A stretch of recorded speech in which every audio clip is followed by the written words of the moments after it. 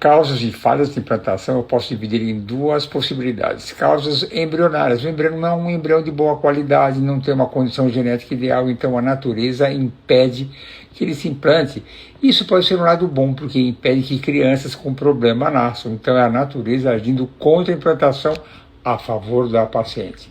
E outras são as causas do útero. Problemas do útero, a alteração da anatomia, endometrite, septo uterino, um pólipo, uma inflamação, uma endometrite e outras causas como trombofilias, adenomiose, são muitos detalhes. Causas imunológicas também que podem dificultar a implantação embrionária.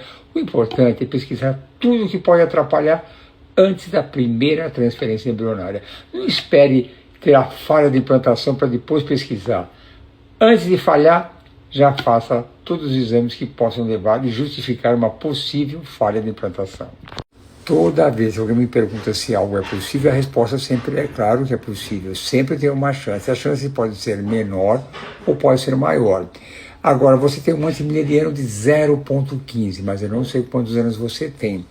Você num tratamento de reprodução assistida, você vai produzir 2, 3, até 4 folículos, dependendo da sua onda folicular. Essa não está boa, porque é somente um óvulo.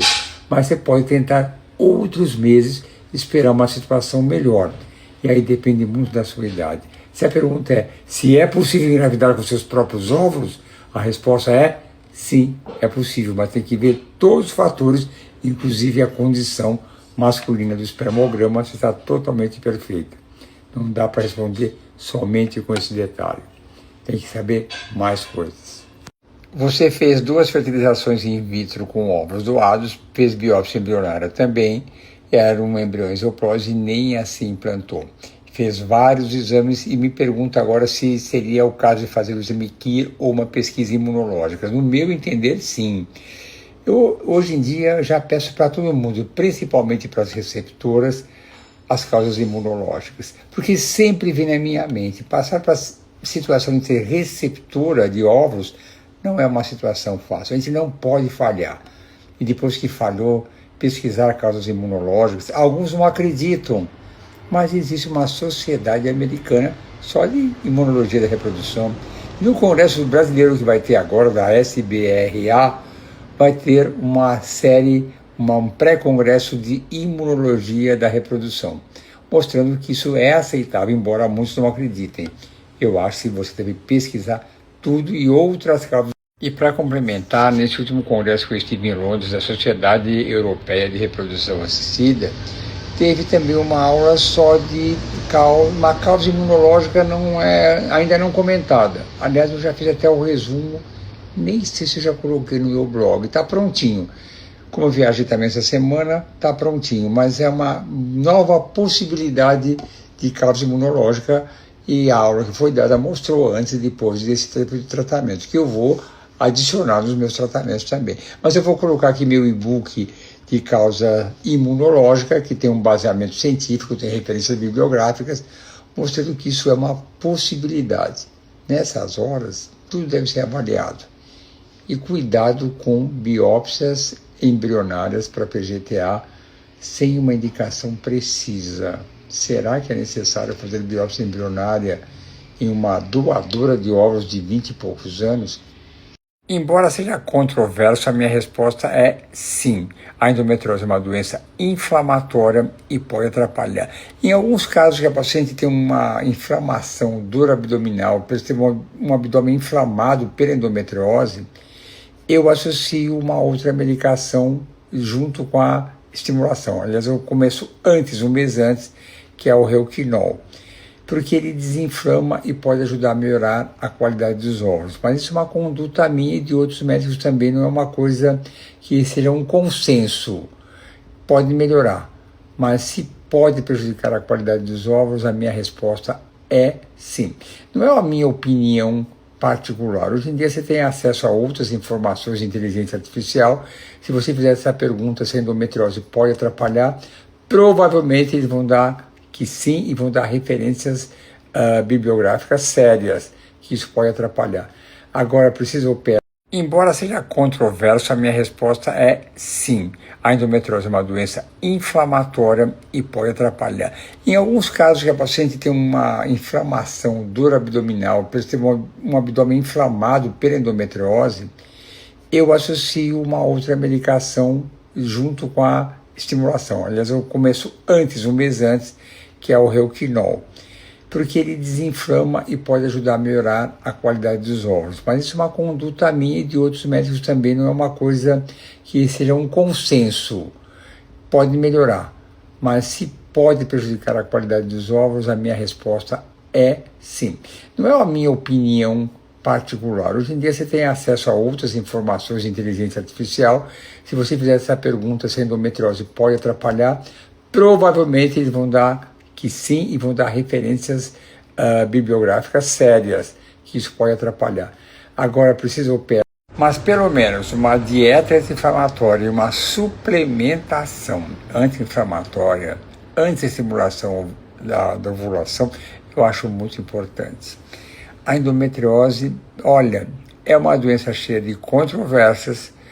Tudo que você falar pode ser que sim, pode ser que não. Nem os maiores especialistas do mundo têm uma conclusão definitiva. Eu sou um estudioso da endometriose, eu vou em congressos todo ano sobre endometriose, mesmo nesse congresso agora eu estive também numa sessão de endometriose. É uma doença que prejudica sim, e eu acho que deve ser feito alguma coisa, seja lá qual for o gosto do médico, antes da estimulação ovariana, porque pode melhorar a qualidade dos óvulos. Qual é a importância do ultrassom transvaginal no dia da transferência embrionária? Eu não vejo nenhuma grande importância, mas tem exceções que eu mesmo faço. Por exemplo, recentemente eu tive um caso que ela tinha uma retroversão, mas era muito acentuada, muito. E eu precisava dar uma flexão no catéter compatível com aquela flexão para trás. Então eu olhei pelo ultrassom e desenhei a curvatura de acordo com aquilo que eu vi na hora, para sentir-me mais seguro. Foi uma situação. Fora disso, eu já resolvi que ia ser a transferência naquele dia, quando eu resolvi entrar com a progesterona. Eu não posso dizer por quê, mas se o médico tiver alguma dúvida, ele deve fazer. Não sei qual dúvida o seu médico teria, mas eu dei um exemplo meu, desse caso que tinha uma retroversão que fazia praticamente uma curva de 360 graus. Então eu tive que virar bem o catéter. Eu quis dar uma olhadinha antes para me sentir mais seguro.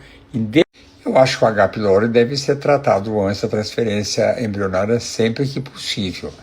Em algumas situações específicas eu converso com o gastro, eu vejo qual o tempo que ele precisa, ver se é algo viável, qual o ponto de vista dele, mas a princípio eu sou a favor de um tratamento antes da transferência embrionária. É melhor. É fundamental? Não. Mas é melhor, eu acho. Que lindo, que alegria. Você não pode imaginar como eu fico feliz para cada beta positivo. É uma realização, porque o meu trabalho é esse e de toda a equipe do IPJO. Mas o resultado positivo é uma vitória que é sua e é nossa também. É a alegria de fazer aquilo que a paciente tanto precisa e nós tivemos a nossa ajuda. Eu achei o máximo.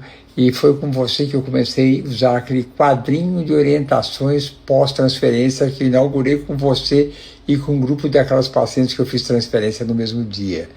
As orientações bem precisas do que pode fazer. Fiquei muito, muito feliz. Parabéns, estarei atento a todos os ultrassons que virão a seguir. Um beijo para você e parabéns pelo Dia dos Pais. E hoje eu falei, parabéns pelo Dia dos Pais, mas se não fossem as mães, ninguém teria o privilégio de ser pai. Por isso, pai, que lindo, que alegria. Você não pode imaginar como eu fico feliz para cada beta positivo. É uma realização, porque o meu trabalho é esse e de toda a equipe do IPJO. Mas o resultado positivo é uma vitória que é sua e é nossa também. É a alegria de fazer aquilo que a paciente tanto precisa e nós tivemos a nossa ajuda. Eu achei o máximo e foi com você que eu comecei a usar aquele quadrinho de orientações pós-transferência que inaugurei com você e com um grupo daquelas pacientes que eu fiz transferência no mesmo dia. As orientações bem precisas do que pode fazer. Fiquei muito, muito feliz. Parabéns, estarei atento a todos os ultrassons que virão a seguir. Um beijo para você e parabéns pelo Dia dos Pais. E hoje eu falei parabéns pelo Dia dos Pais, mas se não fossem as mães, ninguém teria o privilégio de ser pai. Por isso, pai, que linda, você fez transferência no dia 4 de agosto, está muito feliz e me agradecendo, porque muitas das coisas que eu falo normalmente aqui estão indo de encontro ao que você está passando agora. Muito lindo, muita felicidade e em breve saberemos o resultado. Essa espera até o dia do beta-HCG é uma tortura danada, né? Eu sei disso, nunca passei por isso, mas eu compartilho e convivo com essas angústias de todas as pacientes. Tenha fé que tudo vai dar certo. Essa pergunta é muito interessante, quando alguém pergunta de restrições de atividade física. Perguntar para mim é uma coisa interessante, porque como eu faço atividade física todos os dias, eu não consigo falar para ninguém zerar, porque você não fazer nada é muito duro. No preparo do endométrio, você pode fazer suas atividades físicas, reduzindo nessa situação uns 50%, 60% do seu hábito de atividade física. Não queira fazer mais, é bom diminuir um pouco, porque na atividade física o sangue vai com oxigênio para os músculos, e é bom que também distribui e vai mais para o útero, para o endométrio. Então a minha recomendação não é para parar não pare, mas diminua a 50% a 60%, que não vai interferir em nada negativamente. Eu acho que até positivamente, porque quem está acostumado a fazer atividade física. Hormônio antimileriano de 0,03, você vai ter poucos óvulos e tem esse risco de não ter nenhum óvulo no seu folículo. Se você me perguntar se eu tenho embriões de gravidez com antimileriano igual ao seu, a minha resposta é sim. Tem um caso recente que era muito parecido com o seu, 0,02, talvez praticamente igual. Tive 2 óvulos, um óvulo, um embrião e o embrião euploide, que eu não transferi ainda, mas o embrião euploide com uma idade de 39 para 40 anos. E tem outros casos também. É mais difícil, mas não é impossível. E aí depende um pouco da sua idade também. Se a idade for mais avançada, tem que fazer a biópsia, a chance de ter um embrião euploide é muito pequena. Aí vai depender do seu fôlego emocional, do seu fôlego financeiro, para ver se vale a pena continuar insistindo ou vai para a ovulação, que a chance é maior, para uns 70% de cara. É uma conversa. Sua pergunta é interessante. Se é possível, mulheres que fazem várias coletas podem, mesmo insistindo com tantas tentativas, não conseguem um embrião euploide? Claro que tem. Tentam 2, 3 vezes, tem até uma boa quantidade de óvulos, tem embriões bonitos e todos aneuploides. Isso é mais comum em idades mais avançadas. Então, é um tratamento difícil. Mas se a pergunta é essa, sim. Elas vão repetindo várias vezes até o momento que ela fala, não aguento mais. Eu prefiro ir para óvulo doado e aumentar minha chance. Então, se a pergunta é essa, sim. Pode não conseguir nunca. E depende muito do fator idade da mulher e também muitos detalhes do homem também. Não é só a mulher, o homem também entra nessa escala de possíveis causas de embriões aneuploides. A microbiota endometrial cada vez tem demonstrado sua maior importância. No Congresso Europeu agora, nossa, falaram muito sobre isso. E você tem que fazer uma biópsia endometrial. Mas o mais interessante nesse congresso, mostrando a amplitude da microbiota, que foi dado destaque à microbiota intestinal, que no outro ano em Paris só esboçaram o que poderia ser, mas agora foram muito mais firmes com uma possibilidade imunológica decorrente de alterações da microbiota intestinal. E eu já escrevi um capítulo sobre isso que está no meu blog, que eu dividi com a Josiane Catafesta, porque é ela que vai cuidar da disbiose intestinal, mas pode ser causa de falhas de implantação, e também alterações na microbiota seminal, que também já está no meu site e no meu blog falando sobre isso. E a microbiota endometrial é importante demais. Obrigado por me parabenizar pelo Dia dos Pais e quero dizer que eu gosto muito de responder essas perguntas. A minha dedicação é algo muito espontâneo e muito prazeroso para mim. Hoje, no Dia dos Pais, eu falei, eu vou fazer ou não vou fazer? Mas é como se fosse um compromisso que me dá alegria. Então, estar tirando as dúvidas e estar ajudando, nossa, me dá uma alegria imensa. E eu reservo essa parte do domingo. Quando eu não posso, eu não faço. Mas se eu estou aqui no domingo, nesse momento do dia, os meus compromissos familiares são praticamente encerrados. Se eventualmente tiver alguma coisa, eu posso atrasar, fazer um pouco antes, ou vou no meu quarto específico, escritório que tem aqui. Eu não gosto muito, eu gosto mais desse canto. E respondo com muita alegria. Se tiver outro compromisso, eu encurto o número de respostas. Depende do dia, da disposição do dia, algo que acontece, mas eu sempre chego a... E prolongando essa resposta pelo mesmo comentário que você fez, eu complemento repetindo a mesma coisa. Eu adoro responder essas dúvidas das pacientes e quando eu percebo que eu estou ajudando realmente, eu fico extremamente feliz. Obrigado por ser minha fã e fico muito feliz em estar ajudando você e todas aquelas pessoas que são várias que eu vejo no fim do dia ou amanhã, alguém vê para mim, que realmente estão me assistindo. Eu adoro estar ajudando. Essa é uma das grandes alegrias da medicina, fazer o bem para as pessoas. Você está ajudando as pessoas, fazendo alguma coisa positiva para elas, é uma alegria imensa. A satisfação é minha. Isso preenche a minha alegria e o prazer de estar aqui falando e estudando cada vez mais para cada vez poder ajudar ainda mais e realizar o sonho daquelas pacientes que me procuram na clínica todos os dias, até 10 horas da noite, eu estou atendendo com alegria e não me canso. Essa pergunta é muito boa. Qual embrião daria prioridade?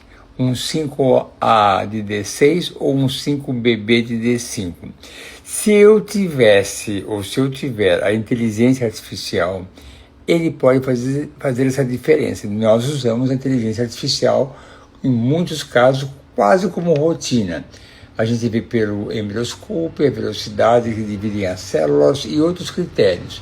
E você consegue ver, por um ranking, qual embrião é melhor. Pela morfologia, eu prefiro ainda o embrião de D5, 5BB, no lugar do 5A e D6. Eu prefiro um pouco mais, se é para escolher entre os dois. Mas se eu tivesse uma inteligência artificial, eu poderia mudar de posição. Eu não, a inteligência artificial, e eu aceitaria, porque os dois embriões são excelentes. É difícil escolher, mas se é para escolher pela morfologia, eu fico com o embrião de D5, 5. Já que eu falei em inteligência artificial, eu vou colocar aqui também um link. Quais são os critérios que eu e a clínica de reprodução temos sobre a inteligência artificial para melhorar a identificação do melhor embrião.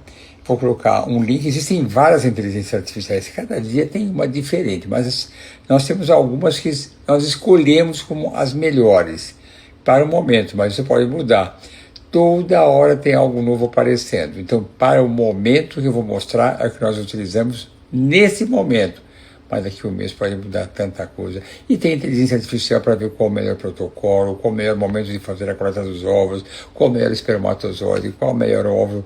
Tem tantas e não para de aparecer. O mundo está assim, não tem jeito. Amanhã será a nossa transferência embrionária, a sua transferência embrionária. E eu vou te falar agora algo que eu vou repetir, eu vou te mandar uma mensagem bem específica, repetindo o que eu vou te dizer agora. Amanhã será um grande dia, durma cedo, tenha um ótimo sono, lindos sonhos, porque o sono é muito importante. E amanhã estarei concentrado, determinado, com muita fé, que tudo vai dar certo. Será uma transferência linda e maravilhosa, com muita fé que tudo vai dar certo. Durma bem, bom sono, sonho com os anjos e até amanhã.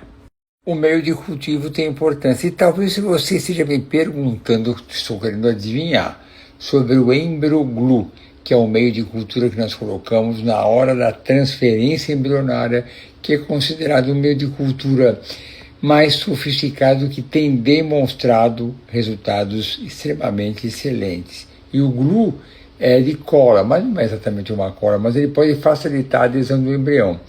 Então, se o meio de cultura faz diferença, eu acho que pode fazer uma pequena diferença, mas como eu sempre falo, são pequenos detalhes que podem fazer uma grande diferença. Eu recomendo o Embroglu. E tem outros meios de cultura, que aí não sei se é isso que você quer saber, que também tem muita importância e cada clínica tem aquilo que se acredita muito. Mas se é no caso da transferência embrionária, eu recomendo o Embroglu. Obrigado por me desejar feliz aniversário, feliz Dia dos Pais. E o que eu acho mais interessante, quando eu vejo a sua pergunta, tem algo que não dá para confundir você, é a bandeirinha do seu país, as cores da bandeira do seu país. E você é uma paciente muito especial. Você sabe que a Fernanda adora vocês. Mande parabéns para o seu marido, que é o primeiro Dia dos Pais em potencial para ele. Ainda não é pai de verdade, porque ainda não nasceu, mas ele já é um pai potencial. Então, parabéns para ele, um beijo para você e mande sempre notícias da sua gravidez, porque nós todos do PGO adoramos você. Então, quando falamos de você, com muito carinho, e quando vejo a sua bandeirinha do seu país, não adianta me confundir, eu sei muito bem. Que a sua gestação seja... Nossa, que pergunta chique. Eu acho que você falou isso porque alguém deve ter comentado no Instagram. Porque um dos assuntos que foram dado importância foi falar do envelhecimento do útero nesse congresso. Eles falaram que, chamando a atenção, que o útero também envelhece de uma forma diferente, mas envelhece. E quais são os cuidados que tem que ter. E o que me alegrou que todos os cuidados que foram reforçados exatamente tudo que eu já faço de rotina para todos os pacientes, independente da idade. Pesquiso tudo, endométrio, vejo se tem pólipo, mioma, endometriose, adenomiose, que é mais comum em idades mais avançadas, mas eu pesquiso isso para todo mundo. Mas eu escrevi um artigo sobre isso que está no blog, eu vou colocar o link aqui sobre o envelhecimento uterino, conforme os anos vão passando para a mulher também. Mas a minha consciência está ótima, porque o que foi... Engraçadinha, você quer ouvir elogios, né? Você tem um antimileriano de 3,01. Qual a estimativa de folículos ou de óvulos? De óvulos, 15 a 20. Tem algumas coisas que podem levar para outros caminhos, mas a minha estimativa, seco assim, sem saber a sua idade, 15 a 20 óvulos é um bom número para você. Agora que eu vi você, né, complementa e me pergunta se aos 27 anos é uma boa reserva ovariana. Maravilhosa, maravilhosa, tá bom? Muita fé que tudo dê certo para você, mas mais uma vez, maravilhoso, perfeito. Você está ansiosa para marcar uma consulta comigo e só está esperando alguns exames? Não fique tão ansiosa, porque estarei atento, concentrado, para fazer tudo de modo mais objetivo possível, para que tudo dê certo o mais rápido possível também, mas com juízo, com cuidado, não de uma maneira apressada, estabanada, e sim de maneira bem objetiva, vendo qual o melhor caminho para que tudo dê certo. Sempre ampliando todas as possibilidades que possam atrapalhar, para que o caminho seja livre para o sucesso, porque essa é a minha alegria. Um beijo para você, não fique ansiosa, nem deixe o coração a mil, que pode ser perigoso. Não quero isso não. Nos veremos muito em breve.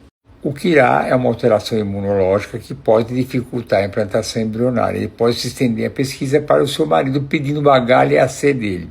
Se ele for C1 e você for Kirá, não tem maiores problemas. Mas eu, particularmente, sempre que é Kirá, eu já trato de maneira mais objetiva para ter a máxima certeza que tudo vai dar certo.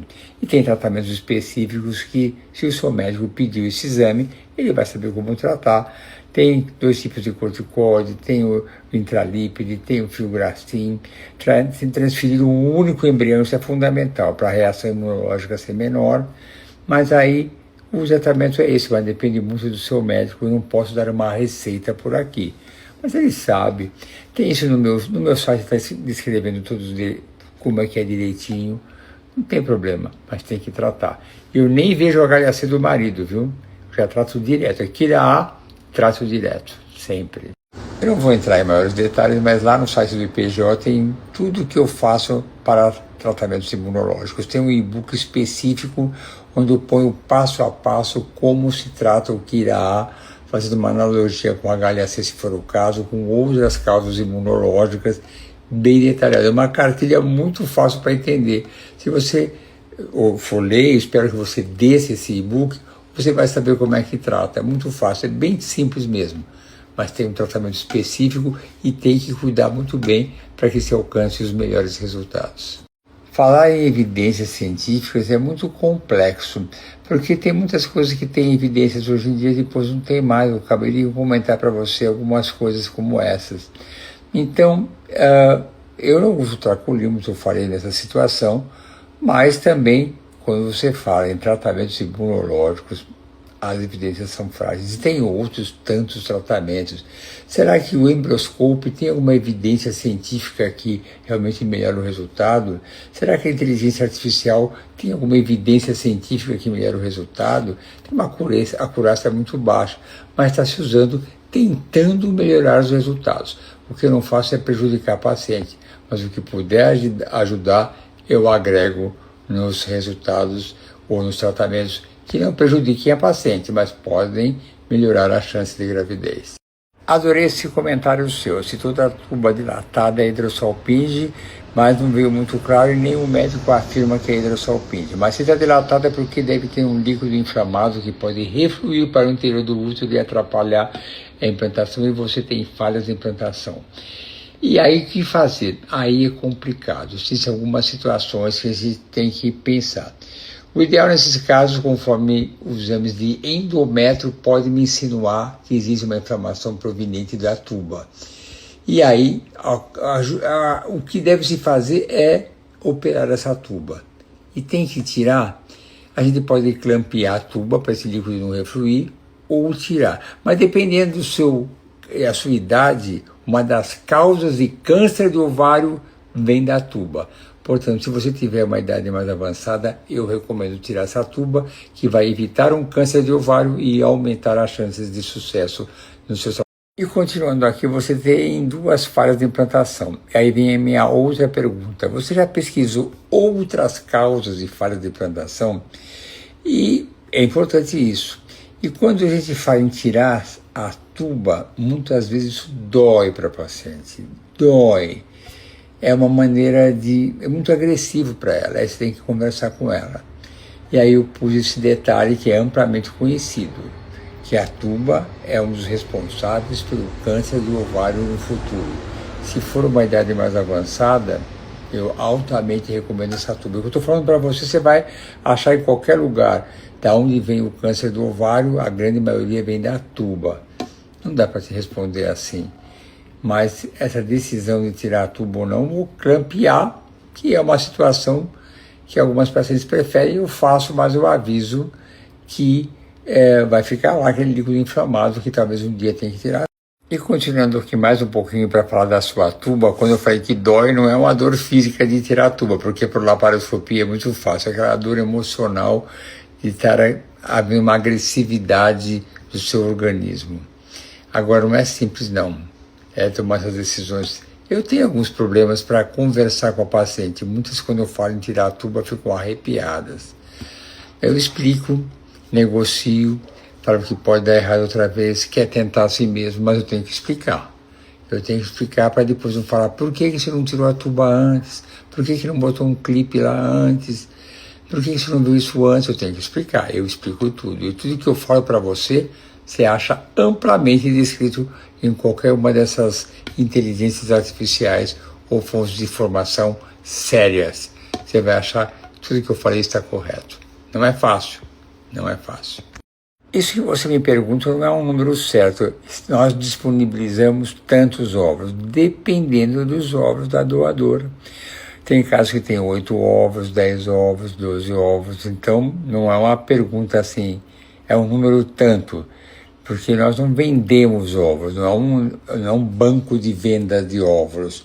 Tem a doadora, tem os óvulos que foram doados, e aquele número de óvulos daquela doadora é aquele que vai para você se você concordar em aceitar os óvulos dela. Então não tem um número fixo, porque nós somos um banco, nós não vendemos óvulos. Já tivemos uma dúvida essa semana sobre isso, mas eu deixo bem claro, o óvulo nosso, eles pertencem ao tratamento, eles são a nossa reserva para tratamento, mas isso não é separado. E daquela doadora que você escolher, tem que ver o número de óvulos que ela tem disponível. Que bom que você ouviu falar sobre a progesterona sublingual, eu uso sim. E dá níveis de progesterona excelentes e é muito fácil. Muitas vezes eu ponho uma dose intermediária na hora do almoço para aquelas pacientes que trabalham, é muito mais fácil, então dá níveis muito bons. Cada vez eu uso mais a sublingual. Mas tem um segredinho na maneira de manipular. Não pode ser o Utrogestan que você põe na boca para dissolver, isso não. É a mesma medicação do Utrogestan, você manda manipular, mas tem algo específico na maneira de manipular. Tem que saber fazer. Eu não vou entrar em detalhes aqui porque não vou dar uma receita, porque foge ao objetivo dessas minhas perguntas cabeludas. Mas uso sim e é muito bom. Eu gosto. Essa pergunta é muito interessante, principalmente de um caso que eu tive recente.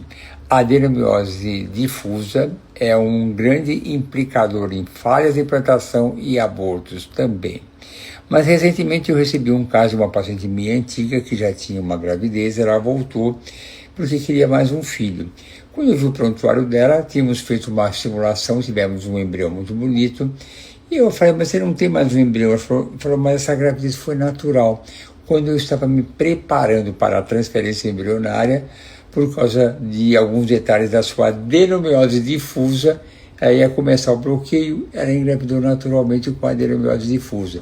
Teve uma gravidez maravilhosa, era de outra cidade, mora longe daqui. Foi uma gravidez boa com a adenomiose difusa. Eu falei, tá vendo? A gente fica com tantos cuidados e acontece isso. Mas a regra, de modo geral, é a adenomiose difusa tem que tratar antes da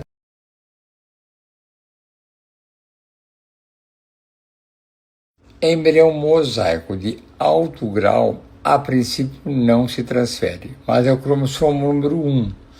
Aí tem que falar com o geneticista, porque hoje em dia está se reavaliando alguns detalhes. Hoje em dia virou rotina, deu embrião aneuploide, mas quando é um mosaico de alto grau, eu peço uma orientação e uma consulta com o geneticista, que na clínica ele é gratuito, inclusive, para orientar. Algumas vezes ele recomenda uma rebiópsia, mas aí não dá para te falar se é indicado ou não. A genética do embrião está ficando tão complexa. Por exemplo, vivemos numa época agora da aneuploidia segmentar, quando só um pedacinho do cromossomo está alterado, que antes eram descartados, agora não. Agora, conforme for a aneuploidia segmentar, se recomenda transferir. Então, o grau de... Portanto, as aneuploidias segmentares é mais um detalhe que está tornando mais complicada a genética do embrião. Então, nessa jornada de toda a evolução da genética embrionária, começamos com biópsia em D3, depois CGH, depois NGS, depois foi o mosaico de baixo grau, de alto grau, transfere, agora as aneuploidias segmentares. Olha, é uma evolução incrível. Por isso, cada vez mais, tem que falar com o geneticista, porque a decisão de descartar o embrião está cada vez mais complicada. Então, eu já passei para o geneticista, ele resolve junto com o paciente. Mesmo quando tem aquelas aneuploidias mais objetivas. Mas quando é mosaico de alto grau, a princípio descarta, não é bom, mas como eu sou talvez tenha uma esperança. Eu conversaria com o geneticista. Essa recomendação de tirar as unhas de gel é por causa da anestesia, não tem nenhuma relação direta com a medicina reprodutiva. Então, se é o caso de uma transferência embrionária, que na maioria das vezes é sem sedação, sem anestesia, não tem problema nenhum. Pode manter a sua unha de gel. Mas se é na hora da coleta dos óvulos, que tem uma sedação, os anestesistas não gostam, eles perdem um pouco o controle, gostam de ver o dedo, como é que está a circulação, se precisa fazer alguma cauterização, não pode. Então, normalmente, eles pedem que tire para a sedação. Tem uns que são muito rigorosos, querem que tire, outros acabam aceitando, mas se não houver sedação nem anestesia, não é necessário. É uma recomendação do anestesista, não do procedimento de reprodução assistida simplesmente. É com sedação, tira a anestesia, tira a unha de gel. A pergunta sua é boa e eu gostei do detalhe que você quer saber sobre a transferência de embrião em D2 ou D3, porque você tem 44 anos e 11 meses, foi bem específica, e tem 3 folículos, e uma reserva ovariana de 0,03. É uma conduta viável, mas ao mesmo tempo ousada para a idade avançada, porque a indicação mais precisa da biópsia embrionária é com idade avançada, e você está com 44 anos e 11 meses. Então tem uma grande chance de ter um embrião com anomalia cromossômica e conforme for ter um nascimento. Então é ousado porque nesse caso você não vai fazer a biópsia embrionária. E eu acho altamente recomendável. Se for um desejo seu, faça, não é proibido não. Mas eu tenho muito medo de estar provocando o nascimento de uma criança sem condições de sobrevivência no futuro, na idade adulta.